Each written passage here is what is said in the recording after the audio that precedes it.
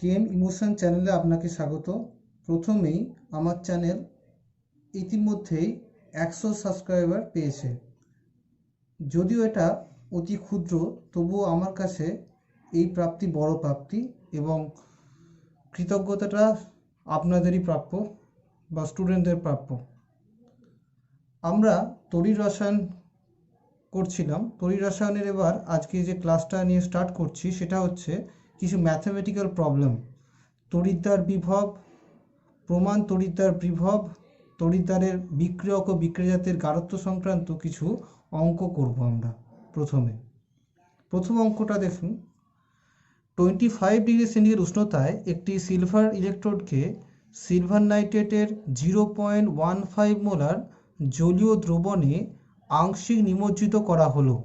দ্রবণের silver nitrate সম্পূর্ণ বিয়োজিত অবস্থায় থাকলে উক্ত তড়িৎদ্বার বা ইলেকট্রোডের বিজারণ বিভবের মান নির্ণয় করতে হবে।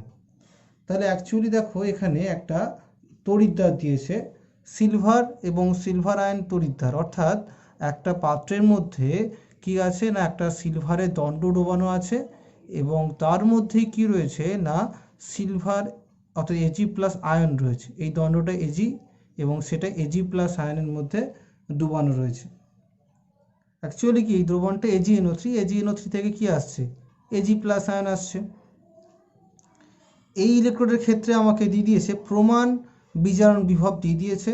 আমাকে বার করতে হবে যে যখন কনসেন্ট্রেশনটা সিলভার নাইটের তথা এজি প্লাস আয়নের সেটা 0.15 মোলার, সেখান থেকে আমাকে বার করতে হবে যে এর বিজারণ বিভব কত। তাহলে এটা করার জন্য আমরা প্রথম যে ইকুয়েশনটা আমাদের মনে পড়ে সেটা হচ্ছে নার্স্ট ইকুয়েশন। এখন নার্স্ট ইকুয়েশন দুটোর ক্ষেত্রে হয়, তড়িৎদ্বারের ক্ষেত্রেও হয়, আবার গোটা সেলের ক্ষেত্রেও হয়। তড়িৎদ্বারের ক্ষেত্রে কি নার্স্ট ইকুয়েশন হয়? এখন এক্ষেত্রে দেখো যে এই যে তড়িৎদ্বারের ক্ষেত্রে যে বিজারণ প্রক্রিয়াটা ঘটবে সেটা কি হবে, এজি প্লাস সে কি করবে, ইলেকট্রন গ্রহণ করে এজিতে পরিণত হবে, এই প্রক্রিয়াটা চলবে। তাহলে এই প্রক্রিয়ার ক্ষেত্রে আমি যদি নার্স্ট ইকুয়েশন লিখতে চাই তাহলে সেটা কি হবে, E of AG plus oblique AG equal to E0 of AG plus oblique AG minus 0.059, এটা তো আমরা অলরেডি বলেছিলাম, বাই এন। এর মান কত, এন এখানে তো আমার একটা ইলেকট্রনই গ্রহণ করছে, তাই এন এর মান এখানে 1, ইলেকট্রনের সংখ্যা 1, ইন্টু লগ কত না উপরে বিক্রিয়ক থাকে মানে কনসেন্ট্রেশন অফ এজি, বাই নিচে বিক্রিয়ক থাকে অর্থাৎ কনসেন্ট্রেশন অফ এজি প্লাস। এখন দেখো এদের কোনো পাশে সহগ নেই, তাই তার মাথাতেও কোনো চিহ্ন বসেনি। এই ইকুয়েশন নার্স্ট ইকুয়েশনটা আমরা লিখলাম। অনেকে তুমি এলএন দিয়েও প্রকাশ করতে পারো, তাহলে কিন্তু এই ফ্যাক্টরটা থাকবে না, RT/NF হবে। এবার আমি মানগুলো বসিয়ে দিই, যেহেতু টি ইকাল টু আমাকে 298 ডিগ্রি কেলভিন টেম্পারেচার বলেছে, অর্থাৎ 25 ডিগ্রি সেন্টিগ্রেড উষ্ণতা বলেছে, সেই কারণেই আমরা এটি ইউজ করছি। ঠিক আছে, তাহলে এখানে দেখো E0 মানটা দিয়ে দিয়েছে 0.80, দেখো 0.80, E0 মানটা বসিয়ে দিলাম, মাইনাস 0.059 ইন্টু লগ অফ, এখন দেখো এজি প্লাস অর্থাৎ সলিড এজি প্লাসের কনসেন্ট্রেশন কত, আমি তো অলরেডি বলেছি সলিডের ক্ষেত্রে এটা 1 ধরে নেওয়া হয়, তাই আমরা এখানে 1 বসিয়ে দিয়েছি এটা। আর কনসেন্ট্রেশন অফ এজি প্লাস কত, দেখো কনসেন্ট্রেশন অফ এজি প্লাস আমাকে দিয়ে দিয়েছে 0.15 m অর্থাৎ মোলার, তাই সেটা বসিয়ে দিয়েছি। যদি আমি এই ইকুয়েশনটা আমরা সলভ করি যে মানগুলো বসিয়ে দিয়ে, তাহলে দেখতে পাবো এই ভ্যালুটা কত হবে, 0.7513 মতো এত ভোল্ট ভ্যালুটা হবে।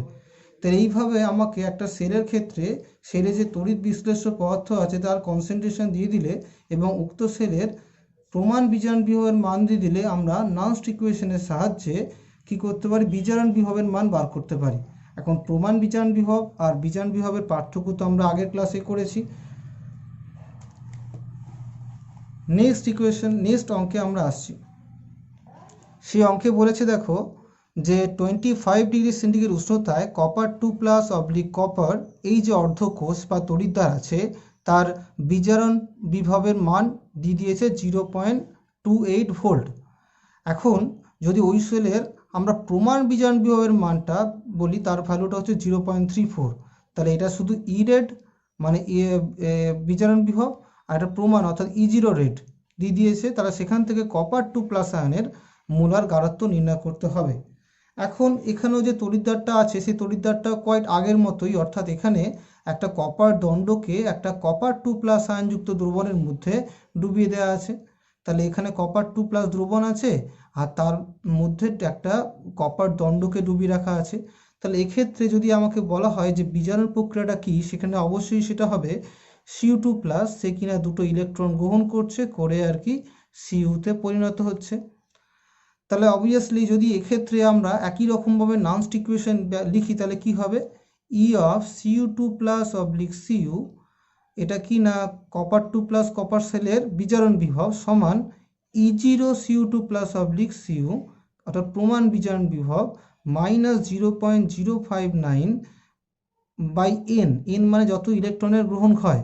এখানে কটা ইলেকট্রন গৃহীত হচ্ছে, দুটো ইলেকট্রন, তাই এখানে আমরা 2 দিচ্ছি, into log concentration of Cu by Cu2+, এরম দিলাম। দেখো আগের মতোই কি হবে, এখন E0 এগুলো ভ্যালুগুলো দিয়ে দিয়েছে, E এর ভ্যালুটা দিয়ে দিয়েছে, E এর ভ্যালুটা কত 0.28 ইকুয়াল টু E0 Cu2+ এর ভ্যালু কত 0.34, অর্থাৎ প্রমাণ বিজারণ বিভব দিয়ে দিয়েছে। তাহলে এটা তাহলে মাইনাস, আচ্ছা দেখো এখানে -0.059 বাই 2 ইন্টু লগ অফ, উপরে কি বসাতে পারি, কপার 2+ সলিড যা রয়েছে তার কনসেন্ট্রেশন 1, তাই এখানে 1 দিলাম। আর নিচে কপার 2+ আয়ন আছে, কপার 2+ এর ক্ষেত্রে আমরা কি বলবো না ঘনত্বটা বার করতে হবে ওটা, সেটা আমি ওই জন্য লিখে দিলাম। এবার কি হবে, এবার আমি একটা কাজ করছি না, এইটাকে অর্থাৎ 0.28টাকে এদিকে নিয়ে যাচ্ছি আর এই কোটা ফ্যাক্টরটাকে পজিটিভ করে এদিকে নিয়ে আসছি। তাহলে সেটা কি হবে 0.059 বাই 2 ইন্টু লগ উপরে 1/Cu2+ কনসেন্ট্রেশন অফ সমান কত, এটা এদিকে নিয়ে চলে গেলে বিয়োগ করলে কি হবে 0.34 মাইনাস 0.28 মানে 0.06। এবার সেখান থেকে তুমি আস্তে আস্তে আশা করা যায় এখান থেকে তুমি কপার 2+ আয়নের গাঢ়ত্বটা বার করতে পারবে, মানে অ্যান্টি লগ করে দেওয়ার মাধ্যমে। এই কপার 2+ এর যদি তুমি গাঢ়ত্ব বার করতে চাও সেই ভ্যালুটা দেখা যাবে 9.26 ইন্টু 10⁻³ মোলার হবে। তোমরা বাকি প্রশ্ন নিজে করতে পারবে আশা করা যায়। এইভাবে তাহলে আমরা এই অঙ্কগুলো সলভ করতে পারি। আমরা এবার তৃতীয় অঙ্কে আসছি। তৃতীয় অঙ্কে কি বলেছে দেখো, যে 25°C উষ্ণতায় প্রদত্ত অর্ধকোষ, একটা অর্ধকোষ আছে, সেই অর্ধকোষটা অ্যাকচুয়ালি হাইড্রোজেন ইলেকট্রোড, নিশ্চয়ই বুঝতে পারছো, বা তড়িৎদ্বার। ঠিক আছে, এই হাইড্রোজেন ইলেকট্রোডের ক্ষেত্রে আমাকে দিয়ে দিয়েছে যে বিজারণ বিভবের মান দিয়ে দিয়েছে, তাহলে সেখান থেকে বার করতে হবে যে H2SO4 এর pH কত। ওকে, এখন আমাকে যে অর্ধকোষটা দিয়েছে সেই অর্ধকোষটা আমি যদি আঁকি তাহলে কীরকম হয় বলো তো। আমি বারবার বলেছি যে হাইড্রোজেন ইলেকট্রোডটা কীরকম দেখতে হয় না, একটা বিকারের মধ্যে কি করে না, বিকারের মধ্যে H+ সলিউশন রাখা থাকে। এখন দেখো আমরা H+ সলিউশন হিসেবে কি নিয়েছি, এখানে H2SO4 নিয়েছি, কারণ H2SO4টাই তো ভেঙে গিয়ে দুটো H+ এবং SO4 2- আয়ন দেয়। তাহলে দ্রবণের মধ্যে কি রয়েছে, দ্রবণের মধ্যে রয়েছে আমার H+ আয়ন। এবার এখানে কি করা হয়েছে, একটা প্ল্যাটিনাম তড়িৎদ্বারকে ডুবিয়ে দেওয়া হয়েছে এবং তার উপর একটা কার্বনের একটা আবরণ থাকে, সেটা তো অলরেডি বলেছি, এটা দ্বারা প্ল্যাটিনাম। একে একটা কাঁচের পাত্রে এমনভাবে তোমার চাপা দেওয়া থাকে যাতে একটা প্রান্ত ফাঁকা থাকে, আর এখান দিয়ে আমরা হাইড্রোজেন গ্যাস চালনা করার জন্য নল নিই, যেখান থেকে আমরা 1 atm প্রেসারে হাইড্রোজেন গ্যাস চালনা করে থাকি। ঠিক আছে, এবারে এই যে আমি হাইড্রোজেন ইলেকট্রোডটা লিখলাম, এক্ষেত্রে তাহলে বিজারণ প্রক্রিয়া কি হবে, দেখো এই হাইড্রোজেন গ্যাসটা অবভিয়াসলি তড়িৎদ্বারের পাশ দিয়ে এরমভাবে বুদবুদ আকারে উঠে এখান থেকে বেরোবে, সব দিক দিয়েই বেরোবে, এমনকি পিটির সংস্পর্শ থেকে ওপরে উঠবে, সব দিক দিয়েই বেরোবে হাইড্রোজেন গ্যাস যখন পাঠাচ্ছি। যাই হোক, এখন বলছে তাহলে এখানে বিজারণ প্রক্রিয়াটা কি হবে না, বিজারণ প্রক্রিয়া হবে যে H+ সে কিনা একটা ইলেকট্রন গ্রহণ করে হাফ H2 তৈরি করবে, যার কিনা প্রেশার হচ্ছে 1 atm। ওকে, এই প্রক্রিয়াটা চলছে এক্ষেত্রে। এখন আমাকে এই অঙ্কটাতে কি দিয়ে দিয়েছে, অঙ্কটাতে আমাকে দিয়ে দিয়েছে ভ্যালু, অর্থাৎ রিডাকশন ভ্যালুটা দিয়ে দিয়েছে। এই রিডাকশন ভ্যালুটা আমাকে অঙ্কের ক্ষেত্রে আমাকে দিয়ে দিয়েছে। ঠিক আছে, তো এটাকে আমি কিভাবে প্রকাশ করতে পারি? এটাকে আমি এইভাবে প্রকাশ করতে পারি, এইভাবে প্রকাশ করতে পারি আমরা বিজারণ বিভবটাকে। এইটা ভ্যালুটা দিয়েছে আমাকে -0.3 ভোল্ট। আর কি ব্যাপার? আচ্ছা দেখো, এখানে কিন্তু আমাকে প্রমাণ বিজারণ বিভব দেয়নি, তাই না? এখন আমরা জানি হাইড্রোজেনকে আমরা কি রেফারেন্স সেল হিসেবে ব্যবহার করি, অর্থাৎ ওর সাপেক্ষে অন্যান্য তড়িৎদ্বারের বিভব আমরা নির্ণয় করে থাকি। তাই হাইড্রোজেনের ক্ষেত্রে যে প্রমাণ বিজারণ বিভব হয় তাকে E0/H+/12H2/PT দিয়ে রিপ্রেজেন্ট করা যেতে পারে, সেই ভ্যালুটা 0 হয়। ওকে, এখন এখানে আমাকে বার করতে হবে পিএইচটা। এখন পিএইচ মানে আমরা কি জানি বলো তো? পিএইচ মানে আমরা জানি negative logarithm of concentration of H+, অর্থাৎ H+ এর গাঢ়ত্বের নেগেটিভ লগারিদমকেই আমরা বলি পিএইচ। তাহলে যদি আমরা কোনোভাবে এই তড়িৎদ্বারের ক্ষেত্রে H+ এর গাঢ়ত্ব বার করতে পারি, তাহলে সেই H+ এর গাঢ়ত্বটা এই যে ইকুয়েশনে বসিয়ে দিলেই পিএইচটা বার করে ফেলবো। আর H+ এর গাঢ়ত্বটা বার করতে গেলে আগের অঙ্কটার মতো আমাকে সেই নানস্ট ইকুয়েশনের শরণাপন্ন হতে হবে। এখন নানস্ট ইকুয়েশন কি বলে দেখি? সেটা বলে E/H+/12H2/PT সমান E0/H+/12H2/PT মাইনাস 0.059 বাই, এখানে কটা ইলেকট্রনের গ্রহণ করছে? একটা ইলেকট্রনের, তাই এখানে 1 দিতে পারি নিচে, ইন্টু লগ। আচ্ছা, এই প্রক্রিয়ার ক্ষেত্রে দেখো উপরে বিক্রিয়কটা কে আছে? উপরে বিক্রিয়কটা কিন্তু এখানে আমার একটা গ্যাসীয় পদার্থ হাইড্রোজেন রয়েছে। তাই গ্যাসীয় পদার্থের ক্ষেত্রে আমরা এখানে তাকে পার্শিয়াল প্রেশার অর্থাৎ P/H2 দিয়ে রিপ্রেজেন্ট করব। এখন যেহেতু তার সহগ হিসেবে হাফ রয়েছে, তাই সেটা মাথায় উঠে যাবে হাফ হিসেবে। আর নিচে কি হবে? বিক্রিয়ক বসাবো। বিক্রিয়ক হিসেবে কি রয়েছে? H+ রয়েছে। এখন H+ এর পাশে কোনো কোএফিসিয়েন্ট নেই, তাই আমরা ডাইরেক্টলি কনসেন্ট্রেশন অফ H+ লিখতে পারি। বুঝতে পারলে? এবার কি বলছে দেখো, যে আমরা তাহলে মানগুলো বসিয়ে দিই। এই ভ্যালুটা 0.3 ভোল্ট, এই ভ্যালুটা 0, কারণ অলরেডি বললাম যে যেহেতু হাইড্রোজেনকে রেফারেন্স সেল হিসেবে ব্যবহার করি, তাই এর ক্ষেত্রে প্রমাণ বিজারণ বিভবের মানটা 0 হবে, তাই 0 বসিয়ে দিয়েছি আমরা। Minus 0.059 by 1 into log of. আচ্ছা দেখো, হাইড্রোজেনের ক্ষেত্রে পার্শিয়াল প্রেশার মানে হাইড্রোজেন ইলেকট্রনের ক্ষেত্রে আমরা যে হাইড্রোজেন গ্যাসটা চালনা করি তার ক্ষেত্রে পার্শিয়াল প্রেশারটা 1 atm হয়। তাই আমরা এখানে পার্শিয়াল প্রেশারটা কি দেবো? পার্শিয়াল প্রেশারটা দেখবো এখানে 1 atm দেবো। আর নিচে দেবো, দেখো নিচে আমরা কনসেন্ট্রেশন H+টা বার করতে হবে, সেটা বার করবো already. 0.3 volt minus 0.059 log 1 by concentration of H+। এবার এখানে আমার কি হচ্ছে না, 0 0 কেটে যাচ্ছে, অবশ্যই বুঝতে পারা যাচ্ছে 0 0 কেটে যাচ্ছে। তাহলে এখান থেকে যেটা হচ্ছে কি 0.3 বাই 0.059 সমান log of 1 by concentration of H+। আচ্ছা, এবার দেখো এটাকে লিখতে পারি কি 0.3 by 0.059 equal to minus log concentration H+ লিখতে পারি কি? কারণ H+ যেহেতু ওপরে তুলছি আমরা, H+টা যেহেতু এখানে আমরা ওপরে তুলছি, H+টা যেহেতু আমরা ওপরে তুলছি, তাই নেগেটিভ চিহ্ন চলে এলো। এটা মানেই তো পিএইচ। তাহলে এই যে ভ্যালুটা ক্যালকুলেশন করবে, সেই যে ক্যালকুলেশন ভ্যালুটা যেটা হচ্ছে সেটা হবে 5.08, অর্থাৎ পিএইচ এর ভ্যালুটা হবে, দ্রবণের পিএইচ এর ভ্যালুটা হবে 5.08। এবার দেখো তোমাদের মনের মধ্যে একটা প্রশ্ন আসতে পারে, আচ্ছা আমি যে ইকুয়েশনটাকে লিখলাম, প্রমাণ যে এই যে বিক্রিয়াটাকে লিখলাম, এই বিক্রিয়াটিতে এই বিজারণ প্রক্রিয়াটা থেকে আমি তো এইভাবে লিখতে পারি যে 2H+ + 2E equal to H2, মানে আমরা সহগটা তো নিজের ইচ্ছা মতো ইউজ করতেই পারি। তাহলে এখানে 2 দেবো, এখানে 2, এখানে কিছু লেখার দরকার নেই, তাই না? 2H+ + 2E equal to H2 এরম লিখতেই পারি। এখন তুমি যাই লেখো না কেন, তখন দেখবে এখানে তাহলে যে দুটো ইলেকট্রন গ্রহণ হবে, তাই এই জায়গায় 2 বসবে, কিন্তু এখানে আর ফ্যাক্টরটা থাকবে না, আর এর মাথায় আবার 2 বসবে, কিন্তু ব্যাপারটা একই ভ্যালুতেই আসবে। তুমি যেভাবেই ইকুয়েশনকে রিপ্রেজেন্ট করো না কেন, বা যত ইলেকট্রনের মাধ্যমেই প্রকাশ করো না কেন, আমার রেজাল্ট কিন্তু একই ভ্যালুই বেরোবে। ওই যে ইলেকট্রনের সংখ্যা এবং সহগগুলো চেঞ্জ হয়ে যাওয়ার মাধ্যমে আমার রেজাল্টেন্ট ভ্যালুটা তোমাকে একই ভ্যালু দেবে। তোমরা ঘরে ট্রাই করতে পারো। যে তুমি ওই ইকুয়েশন যেটা আমি দ্বিতীয় ক্ষেত্রে বললাম সেই ইকুয়েশন ইউজ করার মাধ্যমে।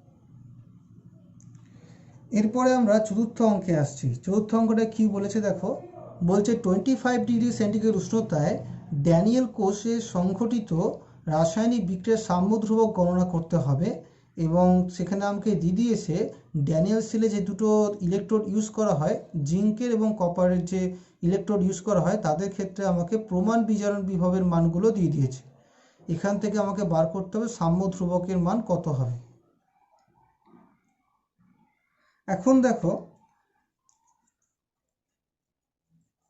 আমরা যদি একটা পার্টিকুলার ড্যানিয়েল সেলের কথা বলি, ড্যানিয়েল সেলের ক্ষেত্রে কি করা হয়, এখানে অ্যানোড হিসেবে আমরা ইউজ করি জিঙ্কের ইলেকট্রোডটা যেখানে জারণ ঘটে,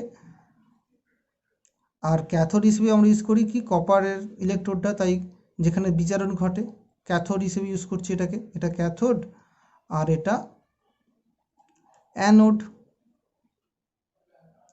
এখন দেখো তাহলে যদি বলা হয় যে এক্ষেত্রে টোটাল যে বিক্রিয়া ঘটে সেটা কি হয়, Zn plus Cu2 plus equal to Zn2 plus plus Cu, এই বিক্রিয়াটা ঘটে। এখন এর ক্ষেত্রে যদি বলা হয় যে টোটাল যে আমার নান্সড ইকুয়েশন রয়েছে টোটাল সেলের জন্য, তাহলে ই সেল ইকুয়াল টু কী হবে, E0 সেল মাইনাস 0.059, যদি 25°C টেম্পারেচার করা হচ্ছে ওই জন্য এই ফ্যাক্টরটা নেওয়া হচ্ছে, নাহলে কিন্তু RT/NF ln এরমভাবে নিতাম, ঠিক আছে, বা 2.303 RT/NF log এরমভাবে নিতাম।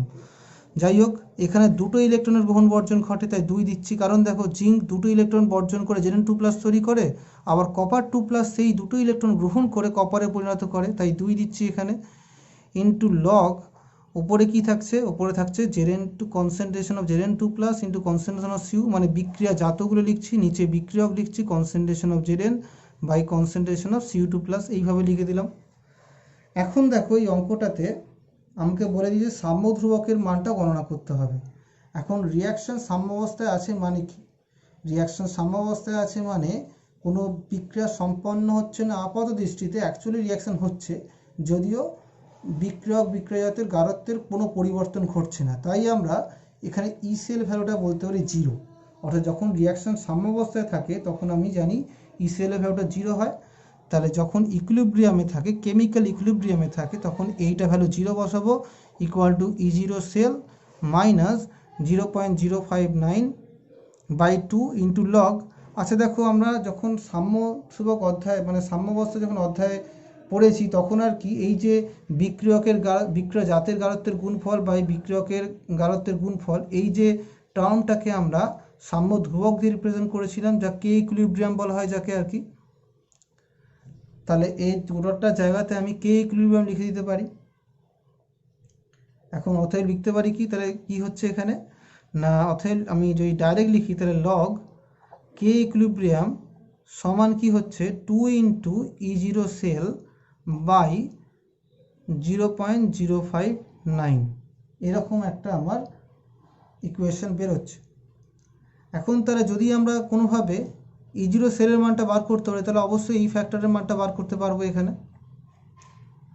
এখন E0 সেল মানে কি, এখানে দেখো E0 সেল অর্থাৎ সেলের যে প্রমাণ বিজারণ বিভব মানে কি, সেলের ক্যাথোডের প্রমাণ বিজারণ বিভব মানে ক্যাথোড এখানে Cu2 plus oblique Cu minus সেলের অ্যানোডের প্রমাণ বিজারণ বিভব, সেটা কত Zn2 প্লাস অবলিক Zn।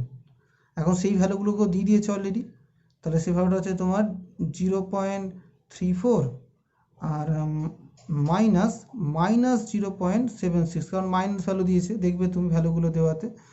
তাহলে এটা যদি ক্যালকুলেশন করো, সেই ক্যালকুলেটেড ভ্যালুটা যেটা দাঁড়ায় সেটা হচ্ছে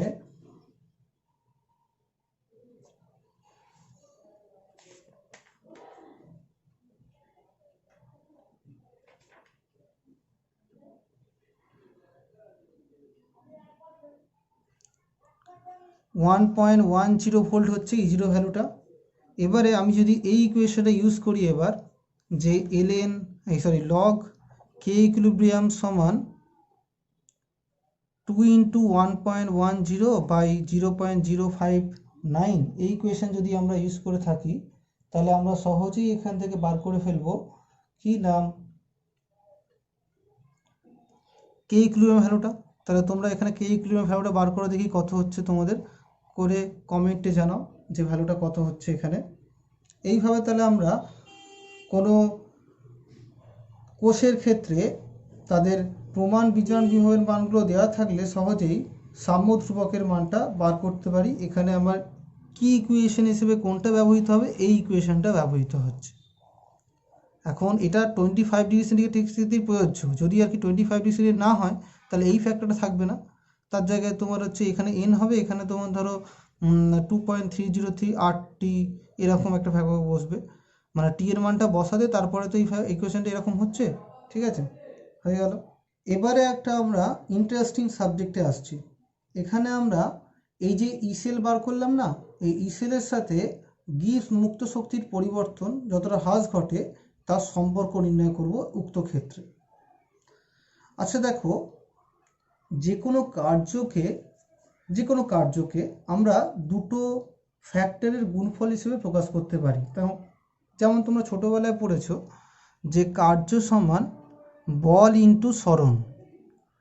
তাহলে সরণ হচ্ছে কতটা তুমি অগ্রসর হচ্ছে, আর বল হচ্ছে যার প্রভাবে জিনিসটা অগ্রসর হচ্ছে। মানে একটা বস্তুকে তুমি যদি বল প্রয়োগ করো, সেই বলের কারণে অর্থাৎ বলের জন্যই কি হচ্ছে, একটা বস্তু একটা অবস্থান থেকে আর একটা অবস্থানে অগ্রসর হচ্ছে। তাহলে কার্যকে আমরা দুটো ফ্যাক্টর অর্থাৎ মানে যার প্রভাবে কার্যটা ঘটছে অর্থাৎ বল, এবং যতটা কার্য করছে তাকে দিয়ে গুণ করতে হবে, মানে যতটা আর কি সরণ ঘটছে।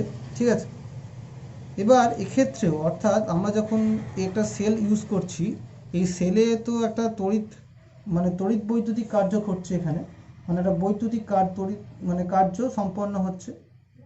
যখন আমরা একটা সেল তৈরি করেছি, ধরো অ্যানোড আর ক্যাথোড ইউজ করে তখন তড়িৎদ্বারদের যুক্ত করছি, তখন কি হচ্ছে, তড়িৎদ্বারের মধ্যে দিয়ে তড়িৎ প্রবাহিত হচ্ছে, তড়িৎ প্রবাহ হচ্ছে মানে কি একটা কার্য সম্পন্ন হচ্ছে। এখন সেক্ষেত্রে তড়িৎ প্রবাহিত হচ্ছে মানে কি ইলেকট্রনের প্রবাহ হচ্ছে। মনে করা হয় যেদিকে তড়িৎ প্রবাহিত হচ্ছে তার উল্টো দিকে ইলেকট্রন প্রবাহিত হয়। যাই হোক, দেখো তাহলে এক্ষেত্রে এই যে তড়িৎ প্রবাহিত হচ্ছে, সেই তড়িৎ প্রবাহের কারণটা কি? তড়িৎ প্রবাহের কারণ কি? তড়িৎ প্রবাহের কারণ কিন্তু এই যে ইসেল অর্থাৎ বিভব পার্থক্য। বিভব বা তড়িৎচালক বলের জন্যই কি হয়, তড়িৎ প্রবাহিত হয়। তো তাহলে তড়িৎ প্রবাহের কারণ হিসেবে বলতে পারি এখানে তড়িৎচালক বল অর্থাৎ ইসেল। আর এই তড়িৎচালক বলের প্রভাবে কি ঘটছে, ইলেকট্রনের প্রবাহ ঘটছে। এখন ইলেকট্রনের প্রবাহ হচ্ছে মানে কি চার্জের প্রবাহ ঘটছে। ওকে, এখন একটা ইলেকট্রনের আধান কত, 1.602 × 10⁻19 কুলম। এখন যদি 1 মোল ইলেকট্রনের কথা বলি, তাহলে 1 মোল ইলেকট্রনের প্রবাহ হলে সেক্ষেত্রে কতটা চার্জের পরিমাণের সরণ ঘটবে। তাহলে 1 মোল মানে নিশ্চয়ই 6.023 × 10⁻23, মানে অ্যাভোগাড্রো সংখ্যক, তার সঙ্গে আমরা ইলেকট্রনের চার্জ গুণ করতে হবে 1.602 × 10⁻19। এটা করলে দেখতে পাচ্ছি যে 96,500 কুলমের মতো হবে। অ্যাকচুয়ালি 96,480 বা 88 মতো হয়। এই ফ্যাক্টরটাকে আমরা 96,500 কুলম হিসেবে লিখতে পারি। তাহলে 1 মোল ইলেকট্রন যদি তড়িৎদ্বারের একটা তড়িৎদ্বার থেকে অন্য তড়িৎদ্বারে যায়, তাহলে যে পরিমাণ তড়িতের প্রবাহ ঘটবে সেটা হচ্ছে 96,500 কুলম, যাকে আমরা 1 ফ্যারাডে বলতে পারি। F for Faraday. ঠিক আছে, ফ্যারাডে। তাহলে 1 মোল ইলেকট্রন প্রবাহিত হলে কত পরিমাণ তড়িৎ প্রবাহিত হচ্ছে, 1 ফ্যারাডে। এখন মনে করছি কোনো একটা প্রক্রিয়াতে বা কোনো একটা কোষে n মোল তড়িৎ প্রবাহিত হয়, মানে n মোল ইলেকট্রন প্রবাহিত হয়। তাহলে n মোল ইলেকট্রনের জন্য টোটাল কত পরিমাণ তড়িৎ প্রবাহিত হবে, n ফ্যারাডে। 1 মোলের জন্য 1 ফ্যারাডে প্রবাহিত হয়, তাহলে n মোলের জন্য n ফ্যারাডে তড়িৎ প্রবাহিত হবে। এখন তাহলে যে এখানে যে কার্য সম্পন্ন হবে অর্থাৎ বৈদ্যুতিক কার্য সম্পন্ন হবে, বৈদ্যুতিক কার্য মানে আমি অলরেডি কি বললাম না, যত পরিমাণ আধানের প্রবাহ ঘটছে, মানে আধানের প্রবাহ বাই যার জন্য প্রবাহটা ঘটছে, অর্থাৎ কি ইসেল অর্থাৎ তড়িৎচালক বল যার প্রভাবে ব্যাপারটা ঘটছে। তাহলে বৈদ্যুতিক কার্য সমান হচ্ছে এইটা। বৈদ্যুতিক কার্যটিকে আমরা ডাব্লু ইলেকট্রিক দিয়ে রিপ্রেজেন্ট করতে পারি। ইএলই সমান কত হচ্ছে আধান এনএফ, আর ই সেল তো আছেই অলরেডি, তাহলে এনএফ ই সেল, এইভাবে আমরা রিপ্রেজেন্ট করতে পারি। এবার দেখো যে তাহলে ডাব্লু সমান কি হলো, ডাব্লু ইলেকট্রিক সমান হচ্ছে NF ই সেল হলো। এখন আমরা জানি যে যদি আর কি এত পরিমাণ কার্য সম্পাদিত হয় তাহলে ওই অত পরিমাণই গিবস মুক্ত শক্তির হ্রাস ঘটে। তাহলে ডাব্লু ইলেকট্রিক সমান হচ্ছে মাইনাস ডেলজি। ডেলজি মানে গিবস মুক্ত শক্তির পরিবর্তনকে বলা হয়, আর যেহেতু হ্রাস ঘটছে ওই জন্য মাইনাস চিহ্নটা ইউজ করা হচ্ছে। তাহলে আমি যদি এই ইকুয়েশনের ডেল ইলেকট্রনের জায়গায় মাইনাস ডেলজি বসিয়ে দিই তাহলে কী হবে, মাইনাস ডেলজি সমান হচ্ছে NF ই সেল। এটা একটা অন্যতম কি পয়েন্ট বা কি ইকুয়েশন, ঠিক আছে। এই ইকুয়েশন থেকে আমরা কি বার করতে পারবো, ই সেল জানা থাকলে ডেলজিটা অর্থাৎ গিবস মুক্ত শক্তির পরিবর্তনটা বার করতে পারবো। এখন এখান থেকে আমরা তিনটে সিদ্ধান্তে আসতে পারি। সিদ্ধান্ত তিনটে কি কি না, হয় তোমার ই সেলের ভ্যালুটা কি হতে পারে না পজিটিভ হতে পারে, না হলে ই সেলের ভ্যালুটা নেগেটিভ হতে পারে, অথবা ই সেলের ভ্যালুটা কী হতে পারে, জিরো হতে পারে। তিনটে পসিবল কন্ডিশন আসতে পারে আমার, ঠিক আছে। যদি ই সেলের ভ্যালুটা পজিটিভ হয় তার মানে কি হয় বলো তো, তার মানে অবশ্যই ডেলজির ভ্যালুটা নেগেটিভ হতে বাধ্য, কারণ এই ফ্যাক্টরটা যা মানে সাইন হবে ডেলজিটা উল্টো হবে, কারণ তো অলরেডি মাইনাস চিহ্ন বসে আছে। তাহলে ইকুয়েশন ডেল ই সেল যদি পজিটিভ হয় তাহলে কি হবে, ডেলজির মানটা অবশ্যই নেগেটিভ হতে বাধ্য। অন্যদিকে ই সেল যদি নেগেটিভ হয় তাহলে ডেলজিটা পজিটিভ হতে বাধ্য, আবার ই সেল যদি জিরো হয় তাহলে ডেলজিটা আবার জিরো হতে হবে। অর্থাৎ আমরা জানি কোনো প্রক্রিয়া কখন স্বতঃস্ফূর্ত হয়, কোনো রাসায়নিক প্রক্রিয়া তখনই স্বতঃস্ফূর্ত হয় তখন গিবস মুক্ত শক্তির পরিবর্তনটা নেগেটিভ হয়। এখন গিবস মুক্ত শক্তি নেগেটিভ আবার কখন হবে, যখন ই সেলের ভ্যালুটা পজিটিভ। তার মানে অবশ্যই কোনো একটা কোষকে স্বতঃস্ফূর্ত হতে হলে, অর্থাৎ কোনো কোষের মধ্যে যে প্রক্রিয়াটা ঘটছে সেটা স্বতঃস্ফূর্তভাবে মানে স্পন্টিনিয়াসলি ঘটতে গেলে আমাকে ডেলির ভ্যালুটা পজিটিভ হতেই হবে, কারণ ই সেলের ভ্যালুটা পজিটিভ হতেই হবে, কারণ ই সেলের ভ্যালু যখন পজিটিভ হবে তখনই ডেলজির ভ্যালুটা নেগেটিভ হবে, যার ফলে প্রক্রিয়া সম্পন্ন হবে। আর উল্টো ফ্যাক্টর কি, ই সেল নেগেটিভ হলে, যদি ই সেল নেগেটিভ হয় ডেলজির মানটা পজিটিভ হবে। ডেলজির মানটা পজিটিভ মানে কি নির্দেশ করছে না প্রক্রিয়াটা অস্বতঃস্ফূর্ত অর্থাৎ স্বতঃস্ফূর্ত নয়। এগুলো তোমরা থার্মোডাইনামিক্সে পড়েছো 11-এ আশা করা হয়। যাই হোক, আর যদি আর কি বলা হয় ই সেলের ভ্যালুটা জিরো তখন ডেলজির ভ্যালুটা জিরো, আর ডেলজি যখন জিরো তার মানে কি নির্দেশ করে, সাম্য অবস্থায় রয়েছে। কোনো একটা রিয়াকশন যদি কেমিক্যাল ইকুইলিব্রিয়ামে থাকে তাহলে ডেলজির ভ্যালুটা কত হয়, জিরো হয়। তো এইভাবে আমরা তিনটে কন্ডিশনকে এস্টাবলিশ করতে পারি। এখন দেখো এই যে ইকুয়েশনটা আছে না, del G equal to minus NF E cell, এইটাকে আমরা প্রমাণ কন্ডিশনে ইউজ করতে পারি, অর্থাৎ ডেলজি জিরো সমান মাইনাস ডেল জিরো সমান NF ই জিরো সেল। অর্থাৎ প্রমাণ কন্ডিশন মানে তো অলরেডি তোমাদের বলেছি, প্রমাণ কন্ডিশন মানে কি, মানে 25 ডিগ্রি সেন্টিগ্রেড টেম্পারেচারে যদি সেলের মধ্যকার বিক্রিয়কের যদি আর কি ঘনত্ব একক হয় বিক্রিয়ক ও বিক্রিয়কের, তখন আর কি আমরা বলবো যে সেলটা প্রমাণ কন্ডিশনে আছে। ওকে, তাহলে প্রমাণ কন্ডিশনেও আমরা কি এই ইকুয়েশনটাকে ইউজ করতে পারি। আমরা এতক্ষণে যে ওই ডেলজি এবং ই সেল নির্ণয় করার ব্যাপারটা বললাম, ওই থিওরি সংক্রান্ত একটা অঙ্কে আসছি। অঙ্কে দেখো কি বলেছে, যে একটা সেল দিয়েছে, যে সেলে আমরা কি করছি, ZnO3 double oblique AgNO3 oblique Ag। তাহলে এখানে অ্যানোড হিসেবে আমরা জিঙ্ককে এবং Zn2+ তড়িৎদ্বারকে নিয়েছি, আর ক্যাথোড হিসেবে আমরা Ag+ Ag তড়িৎদ্বারটাকে নিয়েছি।